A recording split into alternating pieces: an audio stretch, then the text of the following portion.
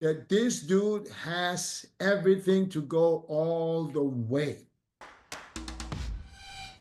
What's up guys and welcome. You are watching Fazi Fitness. So how many times are we gonna hear this from some of the biggest bodybuilding experts out there? That the reigning 212 Olympia champion Keon Pearson, he is the best body on the planet right now. And I wonder, how does the men's open Olympia champion feel about that? Especially Samson Dauda and also Derek and Hadi Chopin. So this right here is Keon Pearson at 10 weeks out from this year's Mr. Olympia, and honestly the fans aren't even a little bit concerned on how the 212 Olympia is gonna go down for Keon Pearson this year in October. Because at this point, it seems like it's written on the wall that Keon's performance once again in the 212, that is gonna be the most dominating performance in that entire Olympia weekend this year. And the 212 class, that might be the most boring one out of all the men's bodybuilding divisions. Got some pictures from Keon today. Keon. That kid looked crazy. Bro, let me tell you, this dude for me right now is the best body in the industry. Same. He's incredible. The updates he sent me today And is he wants to build his legacy in the 212 for a while. I don't know what's going to happen in the future, but I tell you that this dude has everything to go all the way. Because at this point, Keon is so untouchable. The only way someone beats him come Olympia in October is if he doesn't show up. And that's pretty much it. So more and more of these bodybuilding experts and majority of the bodybuilding fans, they want to see him compete in the men's open against the big boys with the best of the best in the world. Because that is where the true competition lies for him. So this 10 weeks out physique update on Keon, that is looking way too good. And the man is gonna be peeled inside out. And all the media outlets, they are gonna compare him to the men's open top 5 and how he would have done if he competed in the men's open. Now of course he's listening to all the feedback, but there is a due process that Keon wants to follow. He wanna take his time to put on some more muscle on his frame before he hits that 212 weight cap. Plus he also wanna have more of those 212 trophies. Now Keon himself said that his physique from last year, that would have placed top 3 in the men's open. Now we have to keep in mind even the 3rd place finisher from the Olympia in the men's open, he got way more money than what Keon got for winning the 212. And the prize money disparity that we all know is gonna continue to grow next year too. Now I kinda feel bad for these other 212 competitors because once again they're fighting for that 2nd place finish only because they're up against one of the most genetically gifted bodybuilder of the modern era and a guy who seems totally unbeatable at this point. Before you scroll or blink too hard, have you subscribed yet? Please don't make me bring out the emotional blackmail. Hit that subscribe button and turn on the bell icon. It's free, it's painless, and that makes me look way cooler than I actually am. So Nile Darwin wins the Tampa Pro Classic Physique division with perfect scores. So not a surprise there at all. As I mentioned after the prejudging, it wasn't a close contest between him and Matthias Menegatti. And it was very obvious after the prejudging that Nile is gonna win this show quite handedly. So what surprised me the most is that some of those Brazilian fans out there, they hated on Nile after the prejudging. As you can see from the response Nile put out after the prejudging on his IG. And what's even more shocking is that both these guys, they were so friendly backstage, and Matthias made a separate post to congratulate Nile on this spectacular win. But some of the fans out there, they are so biased that they cannot see the real picture at all. It doesn't matter how subjective the sport is. There was no argument for Matthias winning that show simply because he wasn't as conditioned as he was at the Olympia last year.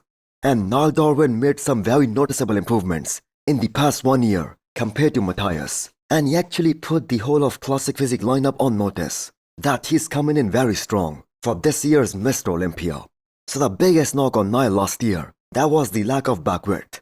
And that too improved a lot in the past one off season. And if he can keep on adding to that, he's gonna be in that first Olympia call out. There are no doubts about that. Now some of us would not be surprised even a little bit if he makes the biggest impact at this year's Mr. Olympia, as he was 11th at the Olympia last year, and this year he is 100% moving up.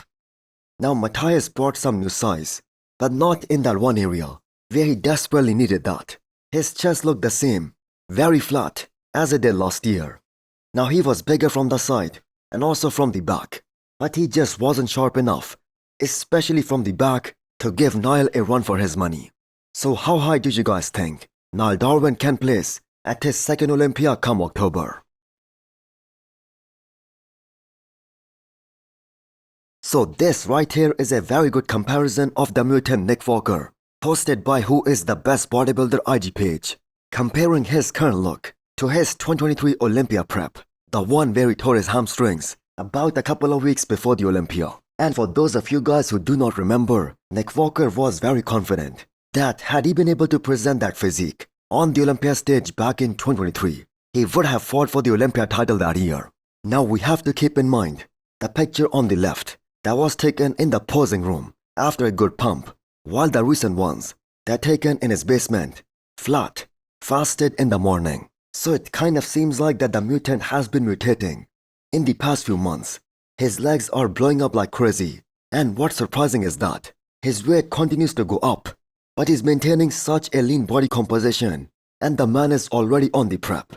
Now structurally, the man is gonna be at a huge disadvantage against the top 3 of the Olympia from last year, namely Samson, Derek and Hadi. But that being said, the guy has got so much muscle mass on his frame, so much freak factor, that nearly everyone has started to believe that he has what it takes to be in the top 3 at the Olympia this year.